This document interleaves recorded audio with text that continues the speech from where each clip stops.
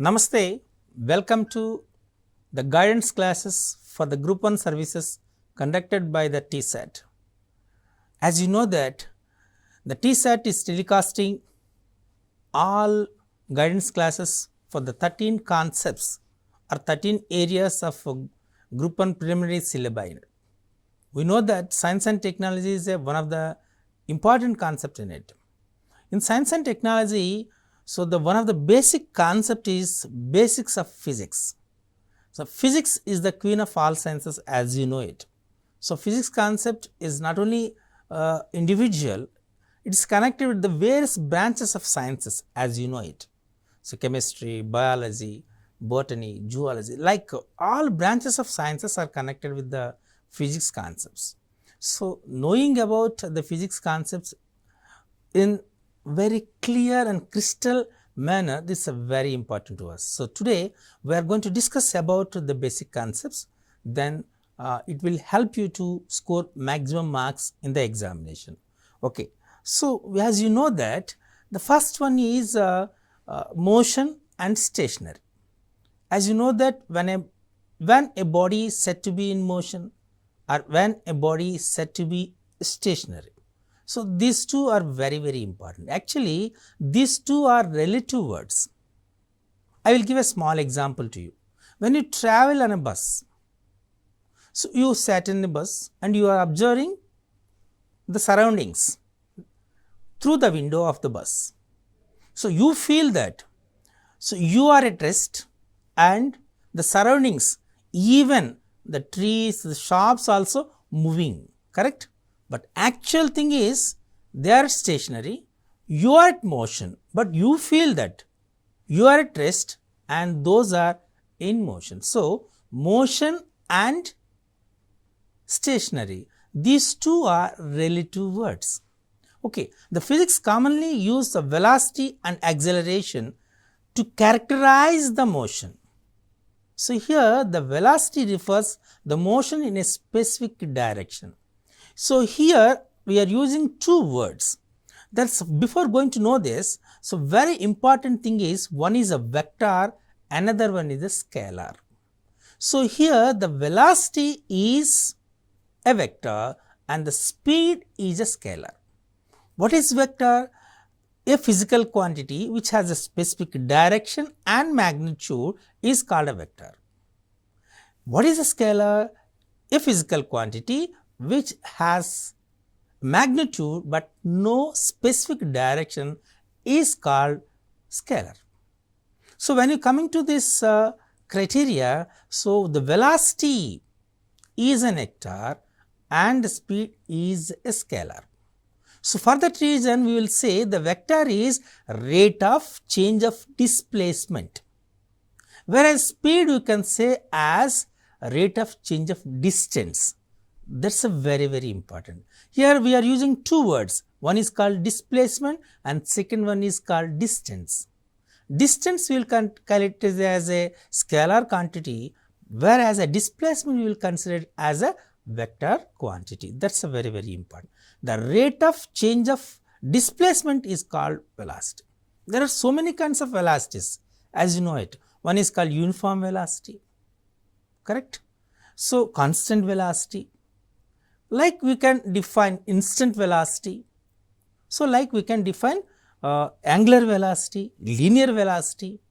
So before going to know about all these things here, the next one we are saying as acceleration.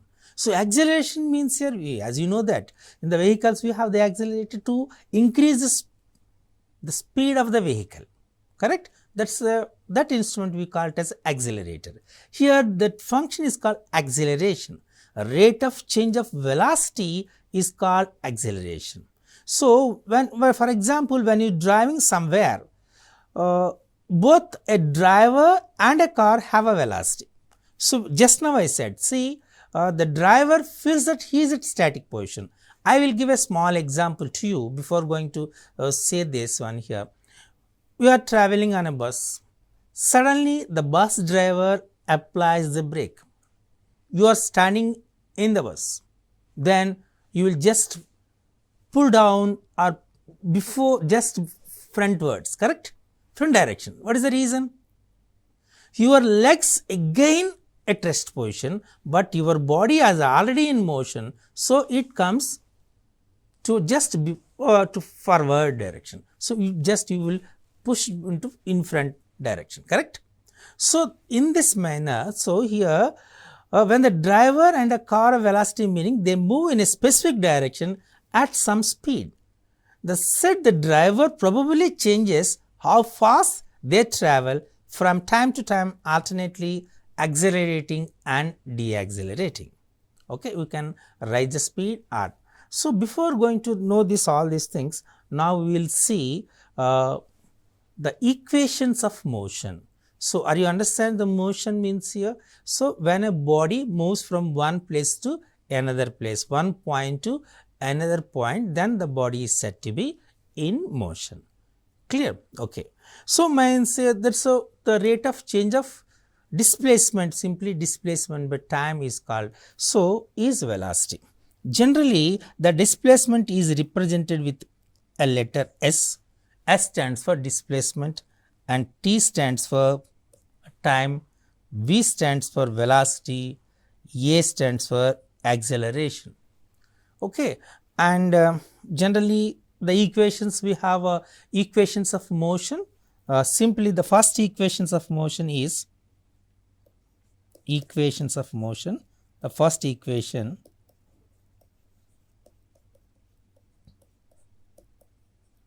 V is equal to U plus AT. Here V is called final velocity and U is called initial velocity and as you know that A is acceleration and T is called time. Okay. So in the examination they may ask, for example, in even in multiple choice questions, a body started from rest and moving with an acceleration 20 meter per second square. After 5 seconds, what is his final velocity? What is the final velocity of that vehicle? Okay, here so when the body moves from rest, so means here initial velocity is 0, acceleration is given as 20 meter per second square and time is given as 5 seconds. So when you substitute it, then what is the formula? V is equal to U plus AT. So U is 0, A is 20, T is 5, 25 is 100. So now its velocity is 100 meter per second. Okay. So that's simply this is the first equation of motion. Okay. Now the second one. So we can say it is V square is equal to U square plus 2AS. Is the second equation, or you can say V square minus U square equal to 2AS. As you know it, V is the final velocity, U is the initial velocity, A is acceleration and S is the displacement. Okay, this is second one. The third one is S is equal to ut plus half AT square. Means U is the initial velocity, T is the time and A is the acceleration and S is the distance travelled by the vehicle. So by using this you can find the distance travelled by a body when you know the initial velocity and acceleration. And finally we have one more, then that is Sn is equal to U plus A into n minus half. This is the distance travelled by the body when it's started from the rest in the nth second. So here this is t seconds, this one is nth second. So these are the different formulas, or simply we called as equations of motion. this is called linear motion. Don't forget, it's a linear motion. When the body is traveling in a linear path, then the equations of motion is v equal to u plus cat, v square is equal to u square plus 2as, v square minus u square is equal to s also you can call it, or s is equal to ut plus of at square, and Sn is equal to u plus a into n minus of. Okay. So, when the body is traveling in linear path. Okay. Now, we will see if the body is traveling in a vertical path, if the body is traveling in a vertical path, if you want to know about it. So, means for example, a body is projected upward direction, or body is dropped from a downward direction, either upward direction or downward direction when you go on this here. Clear? So, here I am going to say this means when the body is projected upward direction, means it has initial velocity, and the very important thing is the acceleration will be considered as a equal to g, and the body is projected upwards. Projected upwards means here the gravity is always in downward direction. The motion of the body is in upward direction means both are in different directions. So, you will consider a equal to minus z, because they are in negative direction. Is it clear? And the distance traveled by the body, s is equal to, we will say as h. Height attained by the, means when, so when it attains the velocity becomes 0, it attains the maximum height. Clear? Then you can narrate some more equations, correct? So, the first one is, what is the first one? V is equal to u plus at, correct? Or here, so simply called as, you know, v is 0, u is itself u only, a is minus z. So, simply t is equal to u by z. This is one equation. You will get it, correct? And next one, v square is equal to u square plus 2as, means this is 0 square, as you know it, this is u square minus 2 a is g and minus g and h. So, simply you call it as u square is equal to 2gh, or h is equal to u square by 2g. This is a very important thing. The height attained by the body when it is projected vertically, h is equal to u square by 2z. This is one more important, correct? And the next one is s is equal to ut plus half at square, as you know it, means h is equal to ut minus half gt square. This is one more equation to know this. These are the 4 equations when the body is projected upward direction. When the body is dropped from a certain height, means it has initial velocity, but the final velocity becomes 0. That's the same, means its initial velocity is 0 and final velocity becomes a maximum before it touches the ground, correct? Before it touches the ground, its velocity becomes as a maximum. This is very, very important. Here we are using the inertial velocity also. You can calculate u is equal to, already u square is equal to h, u equal to root 2gh. This is a very one more important formula. And the time of flight we call it as. Time of flight means when the body is projected with the initial velocity and it attains the maximum height and drops from that, means time of ascent and time of descent both will be same, that is u by g, correct? Or you can, the total time of flight we will consider as Ta plus Td, that is 2u by g. So, time of flight we call it as simply T is equal to 2u by g. This is a very, very important thing. Clear? So, like you can use this one, and the same time you can, the maximum height h is equal to, one more formula already I said, h is equal to u square by 2g. This is the height attained by the body. Clear? Okay. these are the different equations, and when it comes downwards, the very important thing here you will consider as A is equal to plus G. Okay. We will discuss about this gravity and all this. So, we have to learn of this one, the equations of motion. So, motion and rest, these two are relative words. So, for example, when the top makes a motion, after certain time it seems to be at rest, but it attains a maximum speed and we are unable to our eye. So, for each and every one there is a limit, even for eye also. When you bring any object less than 25 centimeters near to our eye, we are unable to see it in a very clear manner. So, for clear vision the distance is 25 centimeters. Clear? So, if even for ear also there is a limitation. So, if any two sounds comes less than 1/10 seconds difference time, then we are unable to listen it clearly. Clear? Like that is a limitation.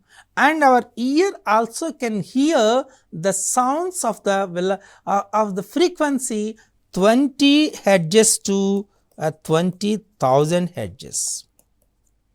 Okay. If it is more than this or less than 20 Hz or more than 20,000 Hz, it's not comes under the audible range. Clear? So, these are very, very important to know about it.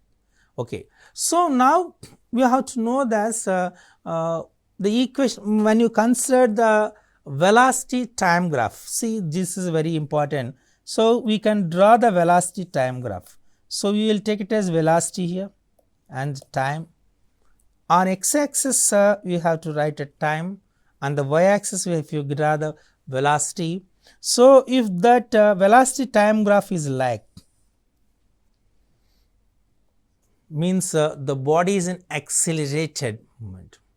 Clear? The slope of this point, the line, will gives the acceleration, because simply A is equal to V minus U by T.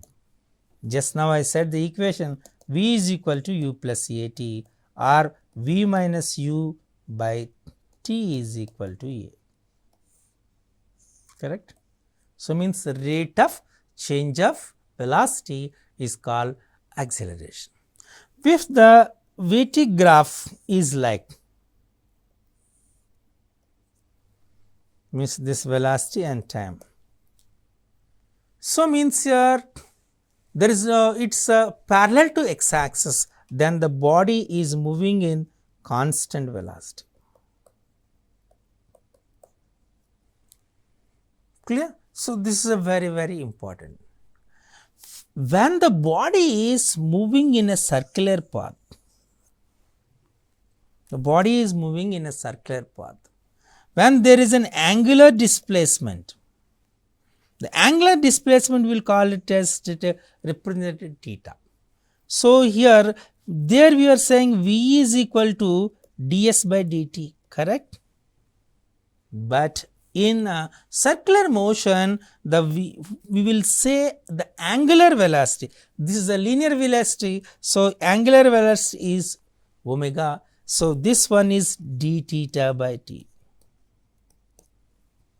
And the relation between these two, the angular velocity and the linear velocity, V is equal to r omega. This is a very important relation. The relation between angular velocity and linear velocity, V is equal to r omega, and as you know that A is equal to r omega square. This is the relation between angular acceleration and of course this one with the linear velocity, linear acceleration. Okay. So, this is the relation between all these things. So, the momentum here we are using one more word, call it as and even velocity is called instant velocity, also we will use the word instant velocity. For example, the body is moving in a curve path. So, we will say as a speed, but a particular point will use the velocity as instant velocity, that is limit delta t tends to 0 delta s by delta t. This is called instant velocity at that point. And as you know that, so there is a instrument to measure the speed of a vehicle is called speedometer. So maybe all of you know well aware about that one. On roads, especially on national highways, the speedometers are fixed on the roads and it catches the speed of the vehicles also, and they will send the message to the police department. So those vehicles are moving with crossing the given limit of the speed of the vehicle. Clear? So like that's there you call it as a speedometer. Speedometer measure, because for each and everyone, if you want to know the quality of milk, we will use the lactometer. If you want to know the humidity in the atmosphere, we will use the instrument is called hygrometer. Like different kinds of the things. If you want to know the how much current flows through a conductor, means we will call it as ammeter. Whether the current passes through or not, whether current is there or not, we will call it as a galvanometer. You want to know difference, potential difference between 2 points, we will call as that is called simply as a voltmeter. Like different instruments are there to measure the different physical quantity. We will discuss it later. Clear? Okay. The next one we have to know about this velocity. As you know that velocity, acceleration, and one more important thing is so when it calls as called as force. Force, as you know that. So what is force? That's if you to make a displacement of a body. Simply we will discuss in the Newton's law. F is equal to, simply we call it as ma. F equal to ma. Here m is the mass, and you will say m is equal to a. A is, so you can say as v minus u by t, or simply we say mv minus mu by t. Okay, mv minus mu by t. Simply means here mv is called here momentum. The rate of change of momentum is called force. The rate of change of momentum is called force. Clear? And you know that force is which kind? There is different kinds of forces: nuclear forces, weak forces, strong forces. Correct? So now we are going to, and we know that electrical force, magnetic force, centripetal force, centrifugal force, like and the units of force is generally we use the SI units. And the very important thing is there are four fundamental quantities.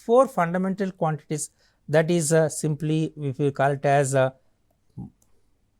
length, mass, time, and temperature. Length. So the in the SI units, the units is meters, mass kilograms, time seconds, and temperature it is Kelvin. Clear? So these are the four fundamental quantities as per the SI unit, means system of international system of units. Like so SI units for the force is Newton, and CGS units for the force is Dimes. So 1 Newton is equal to 10 to the power 5 Dimes.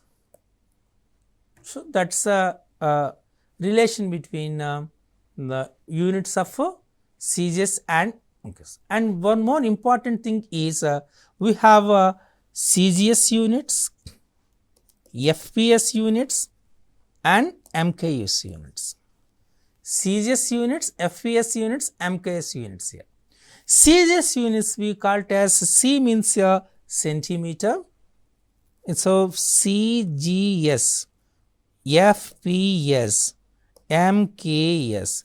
Now I am writing the 4 fundamental LMT, means length, mass and time. In CGS, for centimeter it is, and mass it's gram, and SI in seconds. Whereas in this in FPS system, this is foot, and it is pound for mass, and it is second. Whereas in MK system, meter, kilogram and seconds. Clear? These are the different units for these 3 kinds of system: CGS system, FPS system and MK system. Clear? Okay. Now we are going to discuss about the Newton's first law. So what is Newton's first law here? It's very important because Newton's laws are the basic principles of physics. We can say it easily. Nothing moves without a little push first, correct? It's correct. That is essentially Sir Isaac Newton, the first law of motion. If any object is moving at a constant speed, even the speed is 0 and the object is stationary, it will stay that way unless a force like the friction between a wheel and the ground affects. This concept is also called as inertia. Newton's first law explains why once a rocket is launched into the vacuum space without the resistance of air or other forces, it will keep traveling in a straight line at a constant speed indefinitely. So, how the rocket enter into the space and it's moving in a continuously with the constant speed gives the first law of Newton's. Means Newton's first law gives the information. Clear? So means here that's called simply is a moment of inertia. We call it unless until an external force acting on it, then only the position of the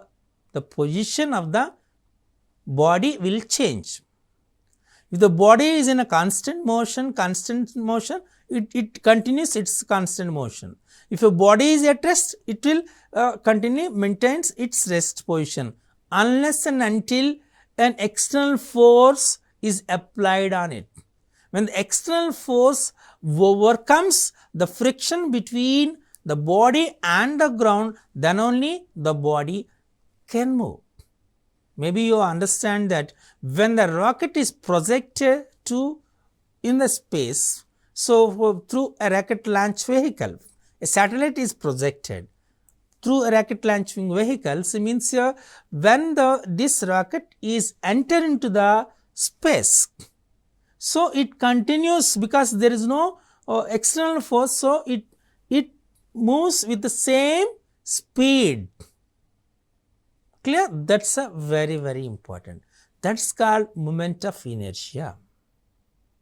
So by the moment of inertia, that's the reason so many questions will come on this moment of inertia.